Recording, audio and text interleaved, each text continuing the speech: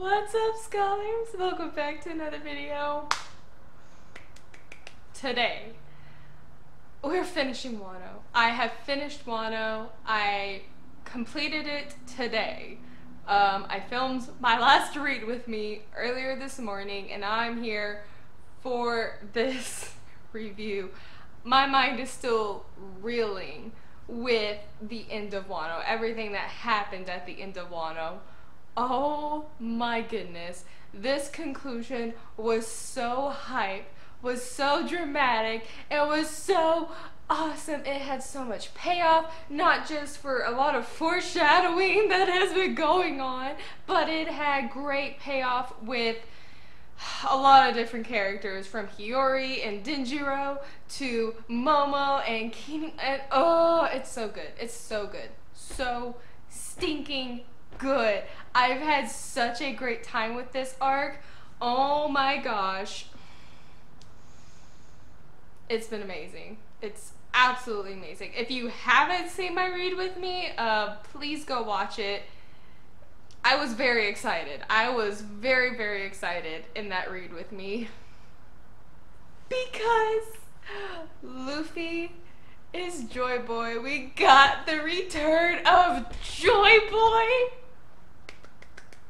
I'm still like, my mind is still processing everything that I watched, everything that I read. Oh my goodness. To know I was right, like I knew I was right mentally, but to have it confirmed for me in this arc and see the fulfillment of that in some capacity, and we get some answers, gave me such joy. I had a lot of joy after finishing this, because I was right. I was right, and I finally got my complete confirmation in this last part of the arc that I was right, and it just made me so happy. It made me so happy. And oh my goodness, did Luffy, did Joy Boy's return just absolutely deliver? It was everything I wanted and more, because we get so many answers, and the nod to previous arcs with like the silhouettes and everything, like from Skypia and everything. And now I finally feel like I have my answers of why Luffy has been using fire, because they're saying like, oh well, you know, Luffy could have adapted like Sanji did. Sanji can use fire even though he doesn't have a devil fruit. All that. But I was like, why fire? Is just like an homage to Ace, because we saw it first in Fishman Island.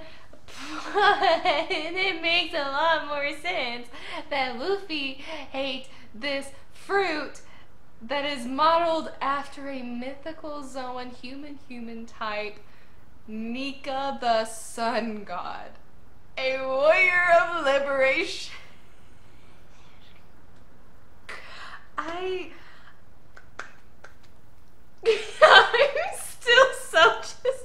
I'm so happy. Oh my goodness. I'm gonna try to get through this review. I'm obviously gonna be focusing a lot on Luffy in this review. I already know I'm gonna be skimming some parts of this arc that shouldn't be skimmed over, that need more attention to them. But what I think I'm gonna do, since I'm gonna spend a lot of time, like, I'm not gonna fully analyze like each and every fight, or I'm not even gonna fully analyze Luffy's fight in this, but what I do want to do, maybe next year, I mean of course it'll be next year, this is the last video of the year, next year I might do an analysis of certain fights from this arc, whether it's Luffy versus Kaido, whether it's Law and Kid versus Big Mom. I could do Nami's fights in this arc. She had a lot of great moments. Same with Usopp. I could do Jinbei's fight versus the Sabretooth. I could do Robin's fight versus Maria.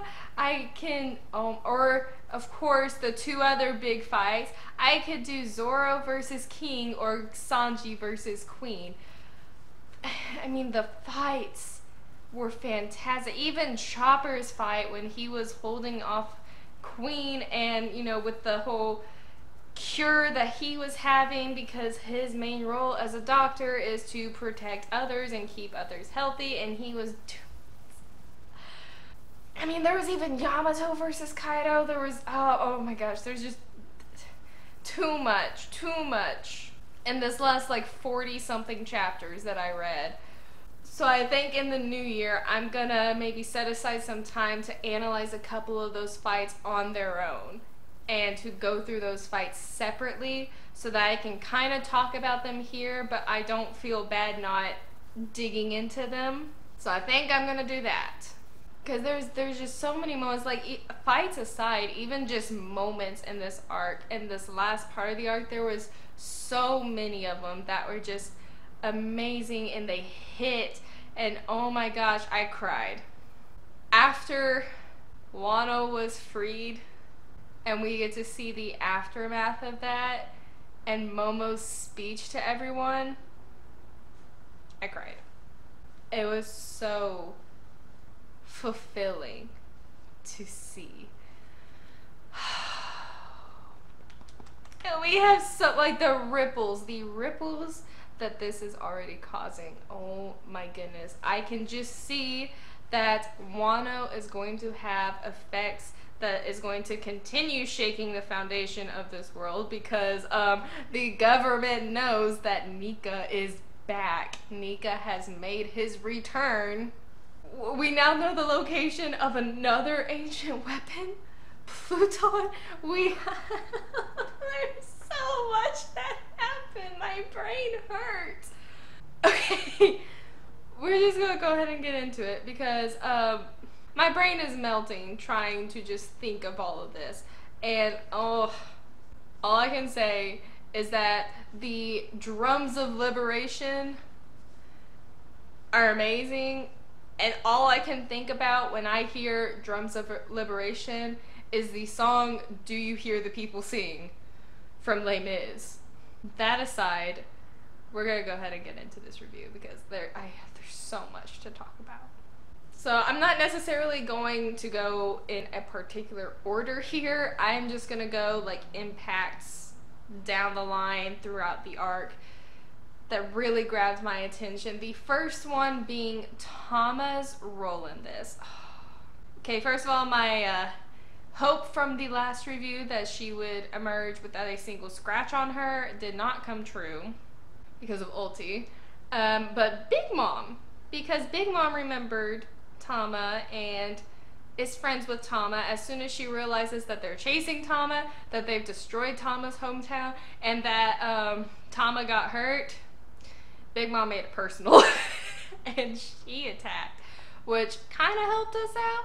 But before I get to that part, Tama's role in this arc, in this fight, is so interesting. The fact that she had, made all those dumplings, she had dispersed them out to everyone, and then she stayed away from the fight as much as she could while being a supporting role to Nami and Usopp, until she found a way to project her voice to call out for all her friends who had eaten her dumplings, to call out for everyone to fight for Luffy, to help Luffy, and to turn against Kaido. And that shifted the tides so much, because while we were still very outnumbered, that huge shift helped greatly. It helped kind of even the odds for some of the lower rung fighters that gave us a chance to breathe, to go for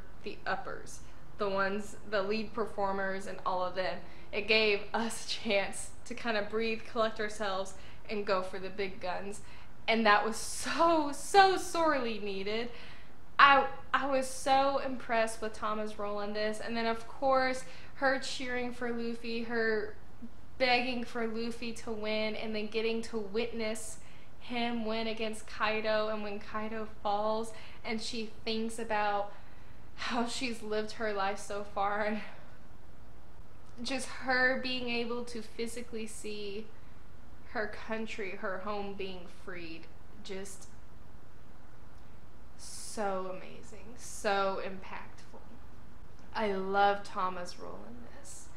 And another role that I actually, because I read this so fast, it didn't hit me the first time whenever I was reading through it, but thinking back on it, I think it's really sad. One, that Ashura fell.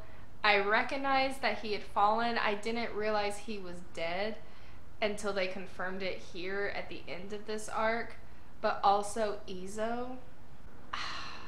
Izo standing his ground, protecting Kiku and the others and the Usopp, and getting Cypher Pole off of their back, getting the enemies off of their back, protecting them so that they could all run away, and making his final stand. It's really sad, but also really honorable, because again, the samurai code of honor is second to none. It really, really is. Izo did a lot in this arc too as a supporting role, and he did a great job. He did a great job protecting those he needed to protect and helping get Kiku and Kinemon a shot to live, even after they were so critically injured, because he was able to let Usopp take them away and take care of them. We also get Hawkins and Drake. Hawkins is one I was never really attached to as a character, so when he dies at the end of this arc, because he was the one unlucky man that he had been talking about earlier to Drake, and after their battle, everything that they went through, and Hawkins versus Killer, oh my goodness, Killer really popped off against Hawkins, because Killer, of course, does not want to do anything to hurt Kid, because that is his captain, and is his friend, his partner, and he figures out a way to beat Hawkins with the whole situation with the left arm. Like, Kid doesn't have a left arm, so he can easily cut off Hawkins' left arm, and the damage goes directly to him. I mean, he was so smart with it, and he was able to free Kid so Kid could actually fight properly, and he was able to take Hawkins down. Hawkins' role in this, he was really in the background most of the time, besides his interactions with Drake, and then when he goes up against Killer. But I did like his fight with Killer, and then his final words to Drake saying, like, yeah, it was me, before he passes. And throughout the entirety of this arc, you have Onigashima in flames, because you have fires breaking out everywhere, and a lot of the different floors are just being engulfed in flames. It's cutting off people's escape routes, it's limiting what people can do, and it's starting to become a very massive threat and problem that's threatening to make Onigashima itself fall, alongside with all the damage that's being done by some of these massive fights like Queen and Sanji, Zoro and King, and then of course Kaido and Luffy, because they're all causing all of this chaos, all of this damage, and it's making Onigashima start to crumble with the fire inside of it and with all these people trapped in it. But when we get to Big Mom versus Ulti and Nami and Usopp, I really liked this fight, because as soon as Tama gets hurt, Nami could care less about Big Mom being behind her. She hits Ulti, sends her flying, and even Usopp's like, Nami, what are you doing? And she says, I don't think I can do that. She hit a child. I'm going to stay here and crush her. Which is huge! It's huge coming from Nami. And then when Ulti still is giving Nami difficulties, and then Big Mom ends up taking care of Ulti, then Usopp's like, okay, Nami, you stood your ground, you did your damage, you made your point, now we really gotta go because Big Mom's coming for us next. Only then does she agree, but even then, she has another big moment, because she ends up getting Zeus, who was disowned by Big Mom, and as his soul was about to be consumed by Hera, which I thought was really funny nod, Zeus being consumed by Hera. I thought that was funny. Right before Zeus could have been consumed, he attached himself to Nami's baton, and now is just with Nami. He's devoted himself to Nami, and Nami fully agrees to this, and she's like, okay, fine, you're mine now. And he ends up being such a big help. It's funny when he's like, oh, well, go ahead and name me. Give me a new name. And she says Fluff. I think it was Fluff or Fluffy. And he's like, never mind, I'm Zeus. And Nami gains this huge power up with Zeus at her side. I love it. You get Luffy versus Kaido, like part 2, and he is thrown off the island. Kaido's boasting that he's won, that Luffy's dead, and Luffy ends up going into the water, but even as he's sinking in the water, his voice is reaching Momo, which I get that Momo can like hear and distinguish these voices. I know that's been established and more people can do that. However, I'm curious if it has anything to do with the arrival of Zuni. I'm just so curious. I'm questioning everything. Like, because Luffy was in the water, he shouldn't have been able to do anything. And yet he clearly communicated his voice to Momo saying, no, let them know I'm going to win. Even as he's sitting there sinking in the water, drowning. Does that have anything to do with either like the ancient weapons or Zunisha Joy? Is that related in any way, or is just Momo able to hear Luffy's voice that clearly? Is Luffy somehow able to do that despite being in the water? But Luffy ends up being saved by Lost Group that was on the submarine.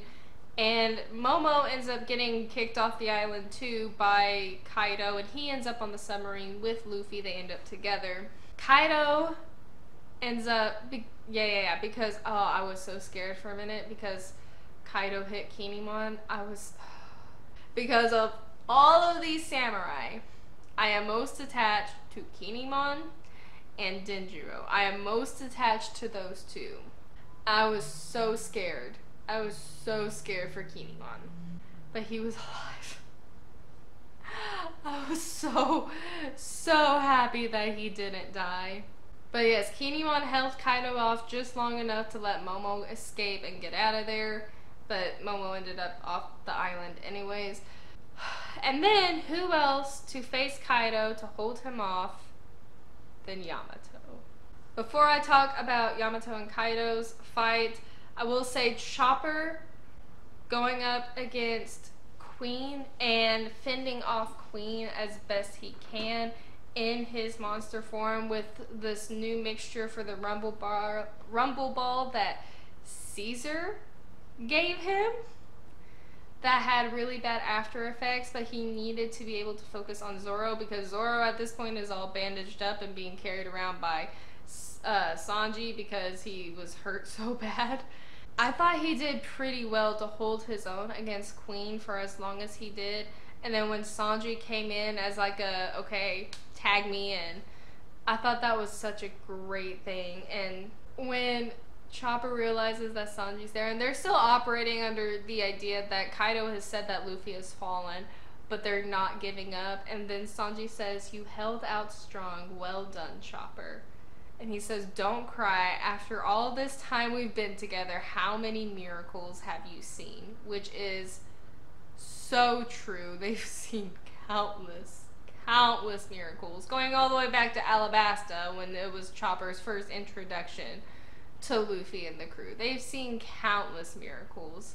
And Sanji having just this inherent faith in Luffy, knowing, yes, he's gonna come back, he's gonna come out on top. We've seen it time and time before. This is no different. I said before that I had wanted my moment for Sanji and Zoro, and I got it. I got it in this arc, or in this part, and oh my goodness, I was so happy. I was so happy with seeing those two. What did Robin call Sanji? The wings of the Pirate King? I was so happy to see them fight for Luffy. But yes, then we get Yamato versus Kaido, and their fight is really cool because Kaido and Yamato's powers are so awesome. They have great devil fruit powers, and their abilities are super, super cool. I love Yamato's like ice abilities, and that Yamato's a wolf. I love it. But their fight's kind of sad. Like, the idea of a parent fighting a child is always going to be kind of like sad.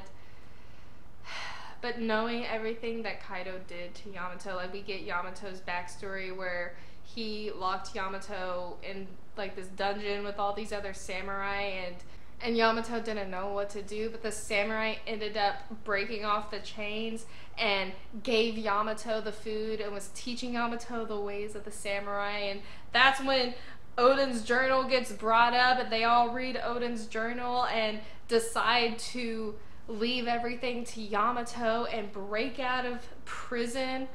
And it's just like, we can't wait that long, but we'll give you a chance to survive and make it. To lead Yamato as Yamato's fighting Kaido to say, I'm not alone. Such a great moment for Yamato. We get Baby Chopper as the side effects to Chopper using whatever Rumble Ball concoction that Caesar had thought up of. We get little Baby Chopper, which is so adorable. He's so cute. But we also get him bolstering Zoro up because Zoro had been really injured, and he's like, okay, the effects of this are really gonna hurt later, but for now, tag him in. He's back in the fight. I thought it was so funny that Marco gets to be the one to introduce Zoro back into the fight, and he says, I'll let the stars of the show are back, as Zoro and Sanji come up to start fighting back. And as they're fighting, they say, once we conquer this battle, we're going to catch a glimpse of Luffy as the king of the pirates. And then we get Robin's fight. Oh my goodness.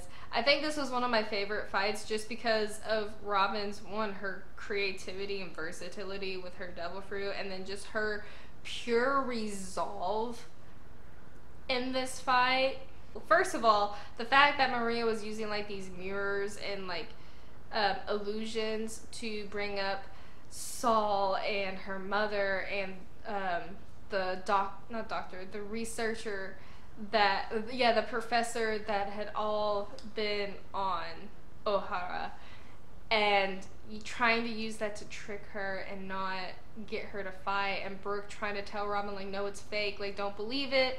And she breaks through really easily. There's so much to unpack with what they say right here, but Robin's like, oh, it didn't really affect you either. And Brooke says, well, after 50 years of practice, wishing every day that the death of your friends is only a dream, one does get used to being hurt by illusions.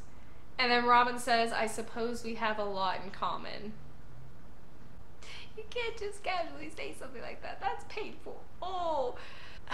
And the two of them make such a great pairing. And then Brooke leaving Maria to Robin. He was like, I'll take care of all of these small timers. You got her. And Robin's like, no problem. And as Maria again is just bashing Sanji for bringing Robin there, for bringing her into the fray, and she says, he's a very kind man. You don't need to know what it means that Sanji relied upon me for help. And after she says that, that's when she says, he is truly worthy of being the wings of the king of the pirates. And then Robin ends up using Fishman karate that she learned from Koala back when she was with the Revolutionary Army, and turned into a demon. And she said, I can be a demon if I have to. I'll do it for the people who truly need me, for the people who are counting on me. And she wins against Maria so easily after that. Oh my goodness, I love her fight.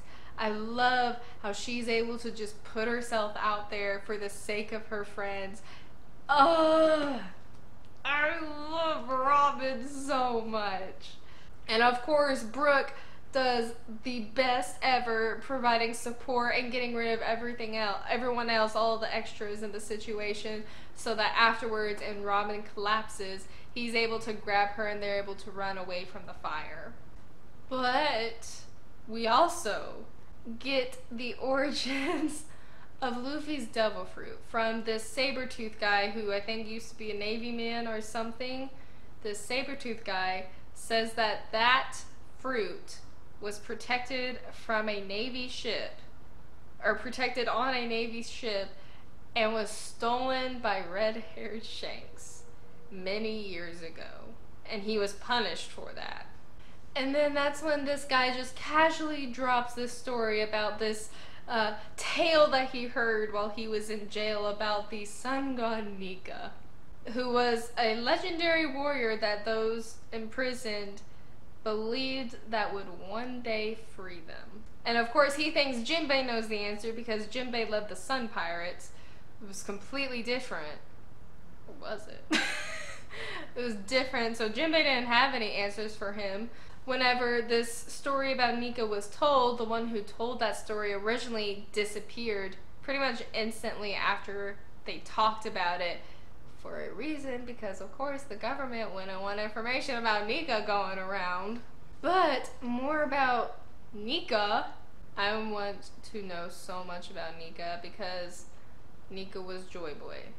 Because Zunisha came all this way to Wano to, one, back up Momo, and two, I think Zunisha was anticipating Joy Boy. Was anticipating Joy Boy's return, and that was another reason he came. And Nika and Zunisha knew each other because they worked together 800 years ago, committed a crime together, which, gee, I wonder what that could have been. So yes, Nika and Zunisha are pals, they're buddies, they're friends, they know each other, and Zunisha has been waiting patiently all this time for Joy Boy to come back, for Nika to come back.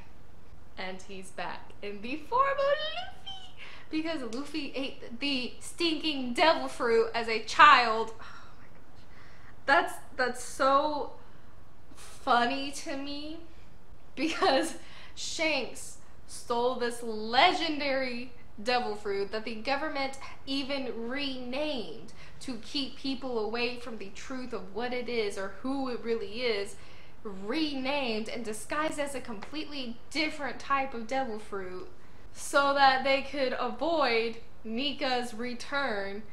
Shanks steals this mythical devil fruit and it gets casually eaten by Luffy because he wanted a snack. Like, it's so funny, but also it's like, from what we saw of Joy Boy, like Nika Gear 5, it's so fitting with how kind of lighthearted, with how goofy and how just free-spirited this devil fruit seems to be, this awakened form of the devil fruit seems to be, because yes, it's Luffy, but you can tell that something else is there too. So it's like very free-spirited, very goofy, very funny, lighthearted, like all these different things fits so perfectly to how Luffy got this ability. He got it in a very funny and casual manner. He wasn't thinking about becoming stronger. He wasn't thinking about doing that. He was just hungry, wanted a snack, and he was like, food. And after they realized that his body could stretch, and it was just this whole like funny thing. But it gets serious after Shanks realizes what Luffy ate. And once he realizes the fruit that's inside Luffy now, the abilities that he has, the spirit of Joy Boy that he now possesses, of course Shanks is willing to give up an arm for him. Of course Shanks is willing to do anything to keep Luffy alive. Because he knows. He knows. He knew this whole time. Shanks knew this whole time. That's what blows my mind. He knew this entire time who Luffy was. and he just was patiently waiting, was just patiently biding his time for this to come to pass. And strangely enough, the moment Luffy's devil fruit awakens and Joy Boy has returned, Nika has returned, after this happens, and I'll talk about his defense against the Admiral later, he saves the samurai of Wano. He says, "Hey, Beck, it's time to make our move. Let's go claim the One Piece." He was waiting all this time, and it's like it was almost like he was waiting for Luffy to become Joy Boy before going after the One Piece. I don't know why, but that's how it looks. And we know, Shanks doesn't know. I mean, he might at this point, but I don't think he does. But Shanks doesn't know because he wasn't with Roger when they went to Laugh Tale. That treasure was originally Joy Boy's. And Shanks just so happens to wait until Joy Boy comes back and then goes off to claim that treasure that belongs to Joy Boy. I mean, there's just so much to think about now. There's so much to think about with Shanks' motivation, with what Luffy returning as Joy Boy, like the return of Joy Boy in Luffy, what that means for everything else, from the One Piece to the world government to the ancient history, the weapons, the everything. What does that all entail? How is the world going to continue to shift and change from now on because Luffy has awakened his devil fruit and Nika is back? I want to learn more about Nika. I so desperately want to know more about Nika because Luffy's personality changed just a little bit whenever he hit Gear 5. Like, it was still Luffy, but because Nika is known as this like warrior of liberation, this very free person. I mean, even the people in the government are saying like how the properties of the ability of this fruit give the user like so much freedom, gives them more freedom. It's like that enlightenment that Luffy got when he was in Gear 5 was more so Nika than Luffy. It's like the two of them just like converged, and just the way he was acting, like some of the things I have chills just thinking about it. I'm curious. I keep trying to move my chair, is why I'm swinging my arms around. My chair keeps turning. It makes me so curious to see if this awakening is going to change Luffy down the line if he continually goes into this Gear 5 with Nika, with this ability. Because he even said, he's like, oh, this is the height of what I can do. I'm curious to see how this is going to change things, not just for like on a grand scale, but is it gonna change anything with Luffy specifically?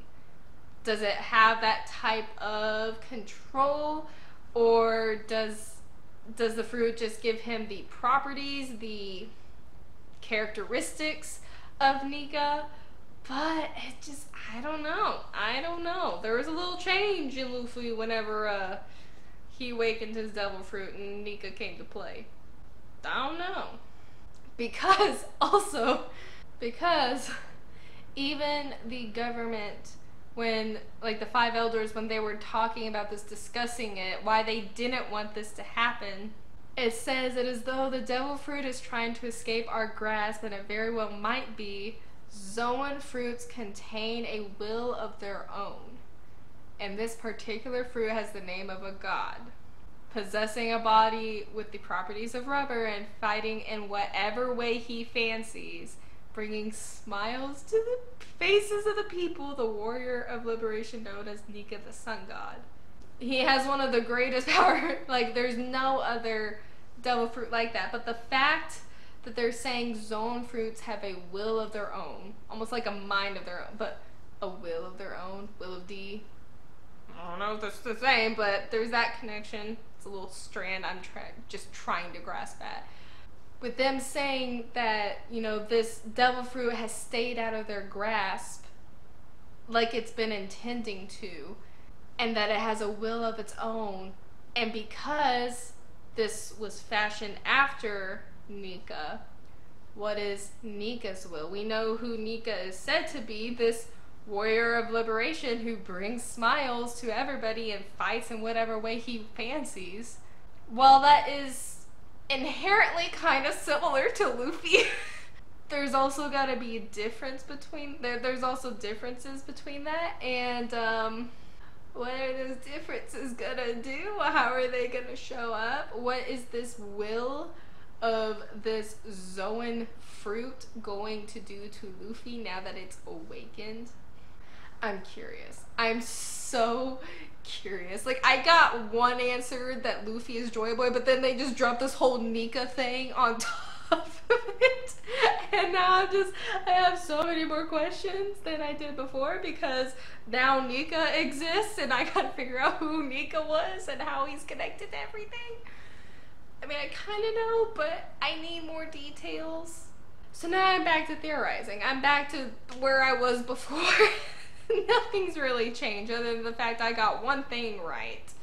I'm skipping so far ahead, but I love the silhouette of when Luffy is jumping into the silhouette of the moon. It's the same silhouette that was brought up when Sabretooth guy was talking about Nika. Same silhouette, and we saw those same silhouettes in Skypiea.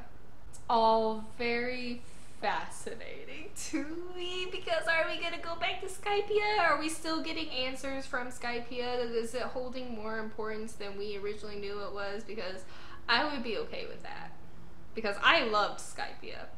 Taking a breath from that, going back to the story, we have CPO. They're wanting to get Nico Robin because of the threat she poses, because of the knowledge she has. They're wanting to try to capture her here. They fail, obviously. But as the battle's progressing, it goes from them trying to figure out like how they're gonna plan, you know, what happens if Big Mom and Kaido fall, to, oh, well, we got this order, Straw Hat Luffy has to die. And then suddenly Luffy becomes their #1 target because of who he is. I have so many chills.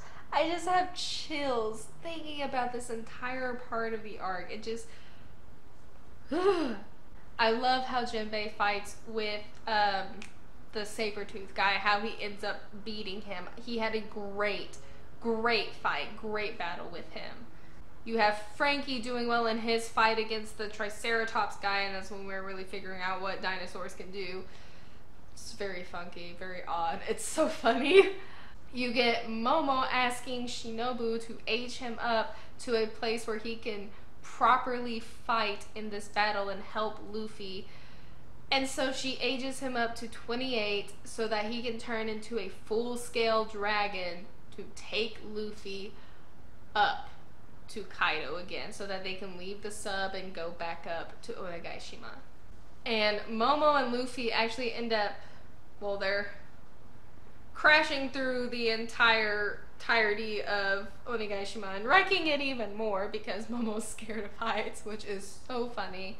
It is interesting that even though he was aged up, his mentality is still that of like an 8-year-old, so he's still very scared and he still has a lot to struggle with internally. Even though physically he's a lot more capable, mentally he still has a lot of blocks to overcome.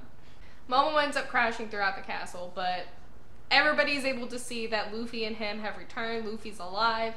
They're going up to face Kaido, and I love the panel when Momo is facing Kaido. Kaido's like, how are there 2 dragons? and Luffy is casually standing on Momo's head with his arms crossed and he's looking at Kaido. I love that panel. It's so cool. Momo ends up facing off against Kaido in a small way. He ends up chomping Kaido so that Luffy can get a clean hit on him. And then I love what Luffy says after this. He says, "Look, you've just taken a bite out of an Emperor of the Sea. What more do you have to fear? What else left is there for you to be afraid of?" And that kind of gets to Momo. It kind of snaps him out of this fear he was in. And that was really inspiring for him. I love it so much. And then Momo and Yamato end up going down to stop the island because the island is approaching Wano, the flower capital. Momo and Yamato end up leaving Luffy to fight Kaido again so that they can stop the capital so it doesn't crash on the city because there's so many explosives and bombs and weapons in Onigashima that Orochi had made. And I love throughout the entirety of this fight, everybody just keeps talking about the dawn will come. The dawn will come. And then it's always the dawn will come and the drums of liberation will sound. I love those sayings so much and they hit hard every single time someone says it. I love it. I love it when Hiyori says it to Orochi. I love it. I love when Zunisha talks about the drums of liberation. We get Zoro potential backstory and connection to Wano, that there was a samurai who looked exactly like Zoro. Zoro's father was from Wano, maybe? And he left Wano. We know that there was a swordsmith that left Wano and ended up in the East Blue where Zoro was raised because Zoro had all these conversations with him and he taught him a lot about the swords and the meaning of the swords. And that samurai happened to be Kuina's grandfather. How deep does it go? Like, how deep is his connection to the samurai? Because in Yamato's flashback in the dungeon, one of these samurai, I don't remember which one, I'll put the picture up over there, looks like Zoro, like an older version of Zoro. Then how did Zoro get to the East Blue? Because if his dad died there on Wano after facing Kaido, did he and his mom escape and his mom died along the way and he just happened to end up in the East Blue? Like, how did that all come? How? Where does it all connect? How? Where? I'm a little confused, but we've got a lot of Zoro's backstory in this section, especially when he was going up against King. It was wild. Another thing that we get is Sanji. After putting on the raid suit twice, his body starts feeling strange. It starts feeling weird. There was another part of this arc that was making me cry. It was this. As Sanji and Zoro split up to take care of King and Queen, respectively, and Kanjuro is now bewitched by Orochi. Orochi did something. Kanjuro is now flames, just this giant flame going towards the bottom floor to try to blow everything up. So the fire continues to spread, and as everybody is spread out, Sanji is now on his own, and he's facing Queen. Because Queen fights as a dino would fight, Sanji ends up getting wrapped around Queen like he's being coiled around like a snake, and because of Queen's own stupidity, Sanji's able to get free, but his body is all bent and twisted and broken, but he says he's fine. He has awoken his Germa powers that he's hated all of his life, and now he has them because he donned the raid suit. I can't even. And even when Queen swings and hits him with this giant, like, sword thing, the sword breaks on impact on Sanji's jaw, and he's just looking down on it, and he's like, this sucks. I don't want to be a monster like them. It leads to this huge inner conflict with himself as he's trying to go against Queen, because it's almost like he feels like he has a blackout as he's running down this hallway as they're fighting, because he's trying to run away from Queen because he hasn't had a moment to process any of this. So he's running. He's saying, no, I didn't mean to do any of this. Just like, leave me alone. Stop it. Let me think about this. Because he's so terrified to lose his humanity, because that's been the biggest saving grace for Sanji when it comes to how he thinks about his family and his relationship with them. And for him to stop and have to think, am I going to end up like them? Am I going to be just like them? To being shot in the head, and all he does is turn and say, that hurts. And then as he's running, it's like he doesn't remember what happens, because he ends up in this hallway where things are completely trash, and there is a woman in front of him who is injured, and the others around her are telling him to leave and go away because he did this. And he can't remember. He cannot remember if he had done anything. And he's like, wait, I don't think I did anything. And the women are yelling at him saying, you're the only one who is here. And then Queen shows up to challenge Sanji yet again. And we have this really deep conversation that Sanji has within himself as he's thinking about what he could have done and not realized, because he says that woman was looking at me with fear in her eyes. And that's heartbreaking, so heartbreaking for Sanji. And then this whole speech he gives while thinking about how he's about to fight Queen, and he says, tell me, Luffy, which would you prefer?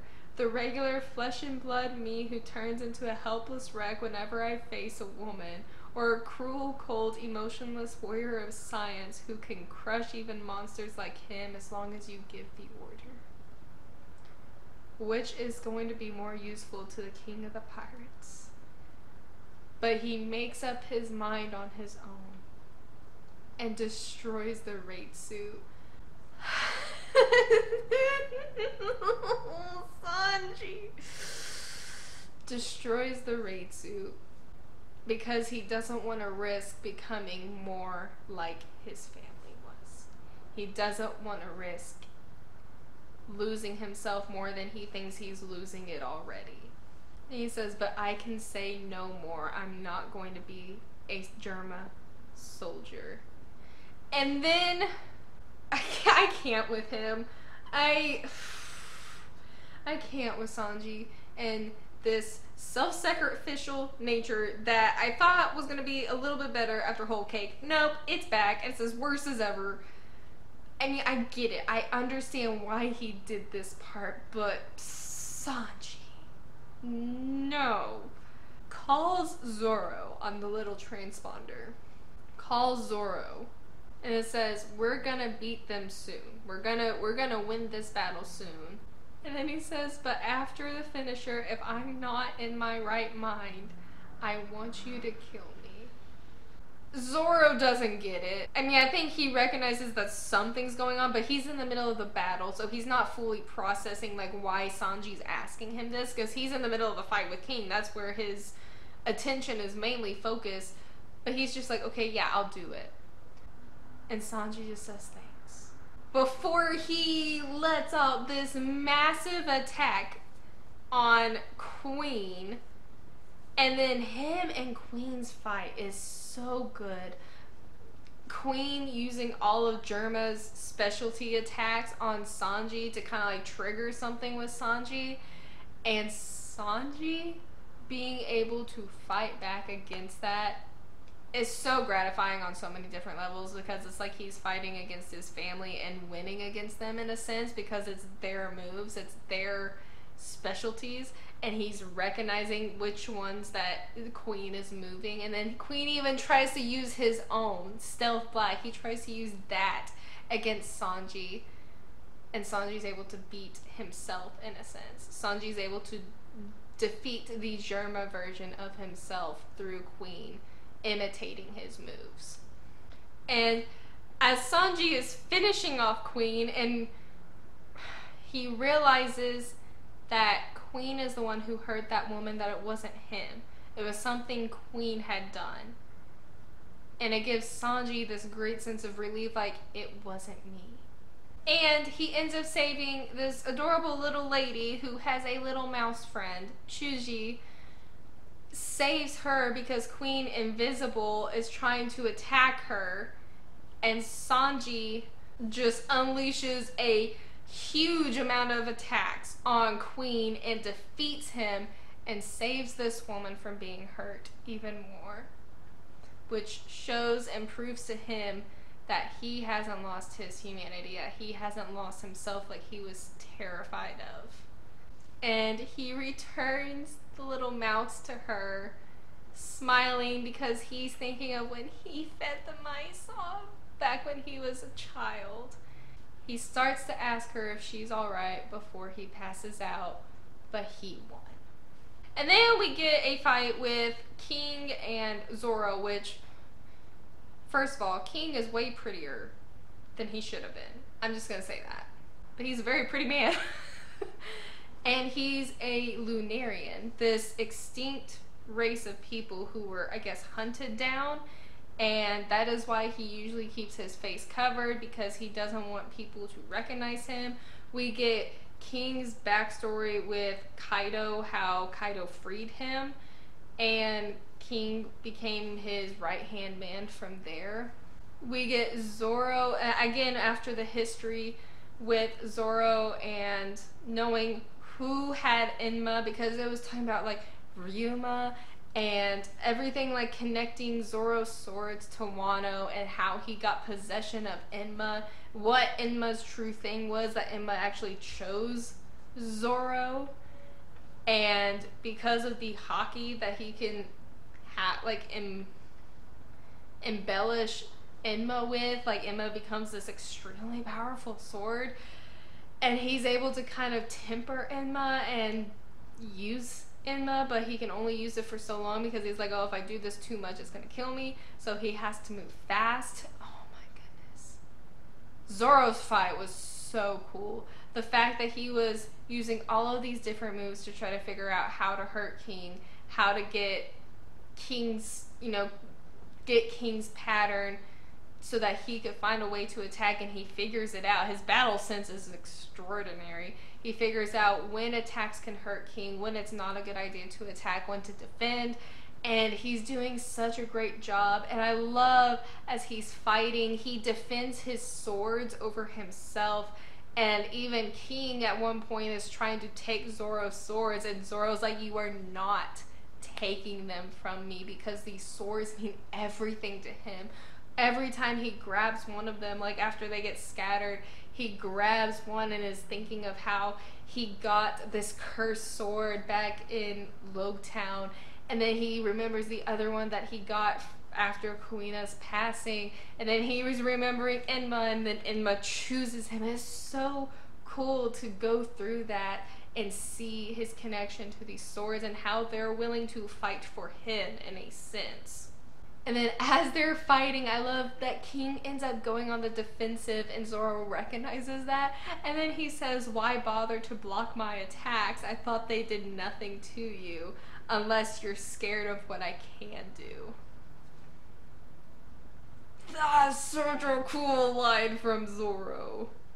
And as they're going at it, it's so cool because you have both the right-hand men of these captains, these pirate captains who are both aiming to be king of the pirates. You see King's determination to make Kaido king of the pirates, his conversations with Kaido about, their relationship, what King has promised Kaido. And then at the same time, you get Zoro's conversations with Luffy about telling Luffy like he's never gonna lose again. And their bond. And I love when Zoro says, I'll have to win this for my captain and my best friend. Like, I know they're best friends, but hearing Zoro say that just like, I love when Zoro actually like says stuff like this because he doesn't say it very much. I love that. I know I was like kind of like towards the beginning of their fight, but still, I loved that moment. And then just this panel, what Zoro becomes in order to win his fight against King, amazing. Absolutely amazing. After their big fights, you have Usopp saving Kin and Kinemon and Kiku and taking them with him so that they can escape. You have Luffy versus Kaido part 2, and Luffy is laughing. This is so fun. Luffy just laughing like a madman while him and Kaido were fighting. And then we get Law and Kid versus Big Mom. Big Mom was such a tough opponent to take down. Like, seriously tough. The way she's using her, like, her soul powers and everything to keep herself going. How she would keep coming back. They couldn't get her to fall completely. And Kid and Law's teamwork, though they kept bickering throughout, their teamwork was so good. They worked so well together. And Law with this extending sword, where did that come? Did he always have the sword? Did he always have the sword that could extend? Like I'm sorry. He is able to affect Big Mom from the inside and ends up stretching his sword all the way down, like, into the earth below the island to deliver a crushing blow to Big Mom, and then Kid coming in and like pushing Big Mom down to defeat her and like sending her away. And that fight was so cool. I love Law's ability. I love Law's Devil Fruit. It's so cool. And Kid did a great job backing Law up. I mean, I know he had his own really big moments, but Law was like the star of that fight.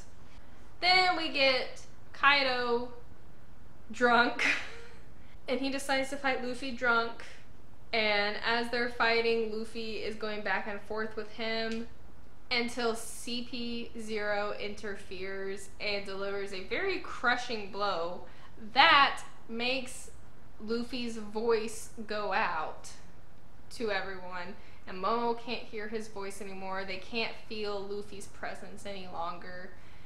And Kaido's like, Luffy's dead, I have won. And he goes off to try to attack all these other people, and Luffy's just up here on the roof with Joy Boy awakening. That's when we get that awesome moment where Sunisha's like, Momo, I can feel it. The drums of liberation. I've waited 800 years for this. Joy Boy has returned. And that smile, that initial smile as Luffy's transforming, is so cool. We get Luffy waking up, saying, oh, this is getting fun, is bouncing around. Everyone is noticing that something is going on, even to the point where Kaido is looking up at the roof, seeing like, what is up there? And Luffy breaks out Gear 5. The fact that he is sitting there laughing, having the time of his life, the entire fight with Kaido and Luffy, when Luffy is in Gear 5 as Nika, as Joy Boy, is amazing. The disrespect that Luffy has, like, first of all, like, using Kaido as a jump rope, and then doing the gum balloon inside of Kaido and like shooting him up, to just, I mean, the creativity that Luffy has, and just how unserious he is at certain moments when he's fighting Kaido is wild. It's almost like being in Gear 5, having this Nika personality, has made him feel like invincible in a sense, even though he's clearly not. Like, he clearly has a limit. We've seen his limitation, and he has to get his heart to feel the beat again, to feel the certain beat, and then he's like, oh, there it is. He has to like get himself back into it, so he has limitations. It's not an invincible power, but it's like he acts like it. So cool. And it's even to the point where Kaido even asks Luffy, who are you? Because he recognizes there's something different. And Luffy still says, I'm Monkey D. Luffy. I'm going to be king of the pirates. But it just hits differently. I love this final battle with Kaido. And as that is going on, you get Hiyori and Orochi. And oh my goodness, Hiyori, one, standing up to Orochi, finally revealing who she is, using the Sea Prism Stone to limit him for so long, and then as Kanjuro comes back defeated and engulfs Orochi in flames, gets the nails out, and he's about to attack her, Denjiro comes in and finishes Orochi for good.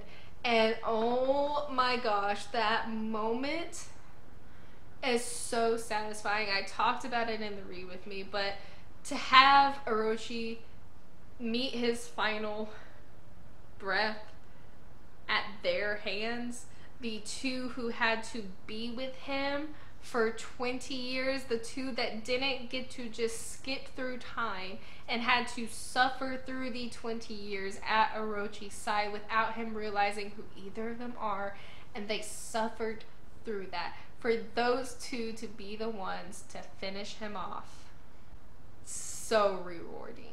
So rewarding and satisfying. And then Denjiro saying to Hiyori that you've been brave for so long, you did a great job. I love those two. I love those two so much. I'm so happy that they got to finish Orochi. And you also have Raizo being able to put out the water. You have Momo being able to land Onigashima safely before it's all destroyed. And Luffy and Kaido's finale as they're finishing their fight. Kaido thinking, like, we get all these flashbacks about how Wano ended up in the state it was in, and Kaido's like, what kind of world do you think you can create? And Luffy's answer, I will create a world where my friends can eat as much as they want. And as he is about to deliver the final blow to Kaido, we get Toko down at the ground, lighting up. Oh my gosh, that made me cry. When she's lifting her lantern into the sky, the Tengu tells her about, you know, that Yasui's sacrifice gave them a fighting chance, as because of him that they have come this far. And so she changes her message on the lantern. Instead of a wish to see him again, she just says, Daddy, thank you. That almost made me just start sobbing as soon as I read it. Because that's so heartfelt. It's so sad, but also just so sweet, but just heartbreaking. I love that. And after that happens, we see more messages like defeat the dragon, like defeat that scary dragon, or free us from this. And Luffy defeats Kaido, sends him to the ground into like this magma pool that ends up exploding, and then everybody starts to celebrating, saying we are victorious. But Momo, as they're about to start celebrating, Momo calls to Zunisha and says, I'm not gonna open Wano's border yet. Zunisha says, I respect your decision, and leaves for now.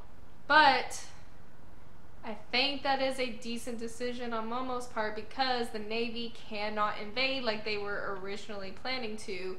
If Kaido fell, they can't get into Wano because the borders are not open. So they retreat. Wano is free. You get the samurai coming into the flower capital as the smoke is clearing, as Momo turns away from his dragon form after telling everybody that he's not Kaido. And they say, we've brought the new shogun of Wano. And then all the samurai that were supposedly dead come back. Everybody starts recognizing them. And then they all take a knee. They all kneel to introduce Momo. And everybody recognizes Momo. And seeing Momo stand there so proudly, so tall, and give this epic speech to the citizens of Wano, talking about how he is the new shogun, that he is the new leader, and that he will lead Wano. That speech is amazing. And then after he says all this and things start to settle down, it says, "This is the birth of the man who would later be known around the world as the great shogun of Wano, Kozuki Momonosuke." I love that so much. And then from there, we kind of get to see some of the ripple effects of this, because 2 emperors of the sea have fallen, and they might actually be dead, because we haven't seen anything of them since the explosion. So they might actually be dead. I'm not sure. But they've been replaced. The government's got a lot to reckon with, because Nika's back, 2 of the emperors have fallen, Wano's borders aren't opening, so they can't go in. They did not get Nico Robin, and there's a lot of chaos happening across the world now that they're having to deal with, especially with stuff that happened at the Reverie, which we got some answers there. I'm a little curious about it. But within Wano, they've started to re-educate everybody about the true history of Wano, which, good, no more indoctrination. The history is being told correctly, the teachings have changed, people are able to drink water and eat as much as they want. Things are starting to turn around for the people of Wano. And they're talking about Joy Boy, they're talking about this god of the blade, which I think is referring to Zoro, I think. But Luffy didn't want anybody to know about him. He didn't want anybody to know it was him who did it, because he's like, well, then they'll treat me as a hero. I love you, Luffy. You are a hero. And after things start settling down and everybody starts waking up, of course, Zoro's first thing is, when he wakes up, he's like, oh yeah, I promised Sanji I'd kill him. Come here, let me kill you. And Sanji's like, no, it's been resolved now. I don't need you to do that. I'm acting fine. So they're already off to bickering. Luffy wants food, of course. And they're all just celebrating. They're all taking it easy. They're having a good time. And it's so funny because the alliance between Kid, Law, and Luffy is being dissolved, but they're still very much friends, even though they don't want to admit it to each other. They're still friends. And I think it's so funny that Kid, as soon as he sees Luffy's bounty and that Luffy is named an emperor, he goes immediately off to pick a fight with Luffy, and as soon as Luffy sees him, he just puts his arm around him and he's like, hey Jackie, come celebrate. It's completely unfazed, and Kid's like, no, I'm trying to like collect your bounty right now, and Luffy's just like, nope, we're celebrating, we're having a party, you're my friend. So funny. But yes, Luffy, Kid, and Law all have bounties of 3 billion now. And Luffy is named as an Emperor of the Sea. Yes! And the picture on his bounty poster now is Gear 5. I love that so much. And he's still, all of his posters have been of him smiling, and he's still smiling, but he's laughing now. And it's so funny because the government didn't want this getting out. One, they didn't want proof of who Luffy is getting out to the world. And they wanted the letter D removed from his name. Didn't happen. Morgan's Big Bird did it again. He printed out the truth. He got it out into the world before they could tell him no, before they could try to hush it up. And he's like, oh no. this truth deserves to be out into the world. We also get the news that the Tengu, the guy in the Tengu mask, is Odin's father, Momo's grandfather, and he had not revealed his identity to anybody, even though he was pretty sure the vassals knew, besides Kinemon. He was pretty sure they knew, but he didn't want to say anything because of the whole entire situation. It's a very tricky situation. But he reveals himself to Robin and eventually to Law because he leads Robin to the Road Poneglyph and to Old Wano, where the ancient weapon Pluton resides. I have so much to think on that piece of information. Rather and Law together are so cute. They're such a fun duo. But then, yes, while they're doing that, we get the official announcement of the new emperors. It's still Shanks and Blackbeard.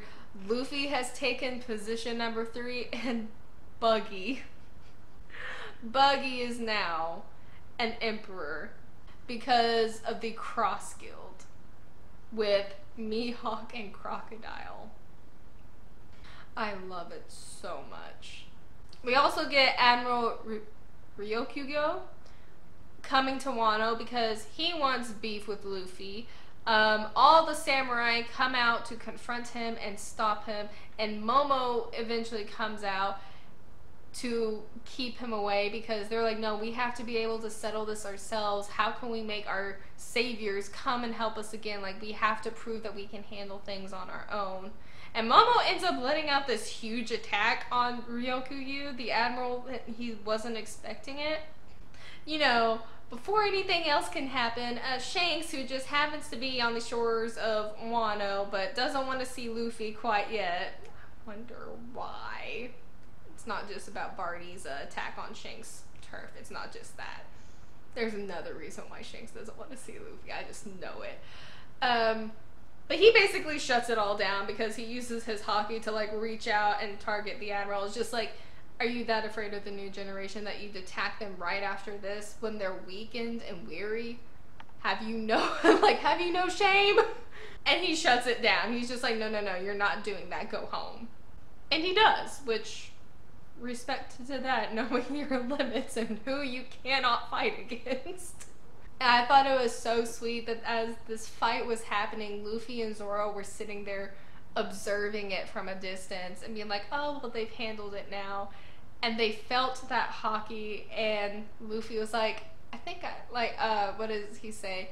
That haki made me remember someone, or reminded me of someone. But Shanks, like I said earlier, is moving on to One Piece now. That's huge. We also get Sabo, who is now praised as this flame emperor by all these different people. In their big move, the revolutionaries have declared war officially. They've made their move, but it's said that Sabo has killed Cobra, Vivi's father, and then Vivi's missing.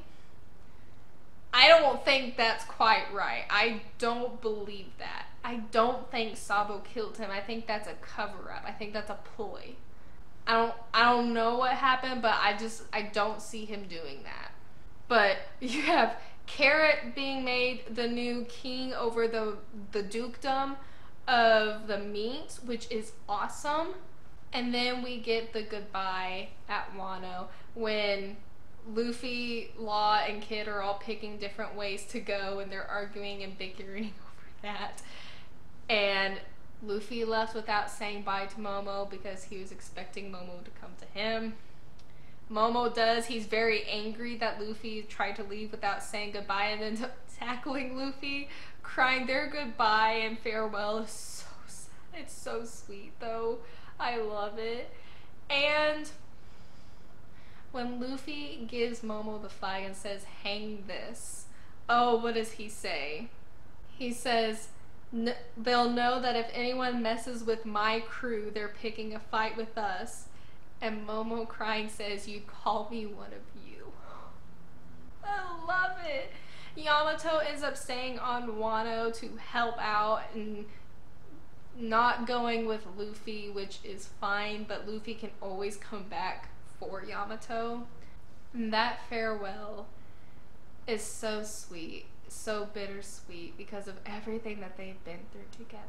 I just, what a satisfying ending to this arc, to this saga. So much happened. I absolutely love this. I loved this section of chapters. There was so much that happened, but I loved every single part of it. Gear 5, best. Luffy is Joy Boy. Nika is here. I don't know what that means, but I am so excited.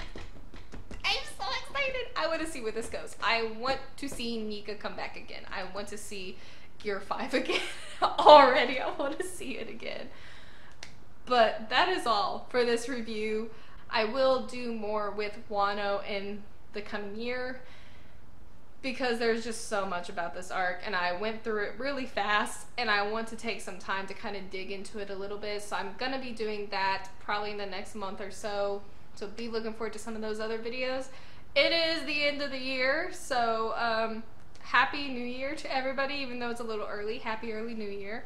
I hope y'all have had a wonderful year. I have had a wonderful year. Y'all have blessed me so much this year with just my journey through One Piece, all the support y'all have given me, and I'm really looking forward to next year and what One Piece has in store for me, because it just keeps getting better. Thank you all so much for your support of me and my channel this year. It means the world to me. It means everything to me. So thank you all so much. I'm really excited to catch up next year. I'm so close to catching up, but I'm in disbelief. I'm gonna have to like reevaluate a lot of things in this arc because this arc is just jam-packed full with so much information and so much plot. It's wonderful. I love it. I love it so much. But that's all for this year. I will see y'all again next year. Be looking for my schedule. It should be coming out soon-ish. With the holidays, it might be a little wonky, but soon-ish y'all can expect a schedule for me for what y'all can expect in January. Other than that, again, thank you all so much for watching this video, and I will see you next time, scholars. Bye!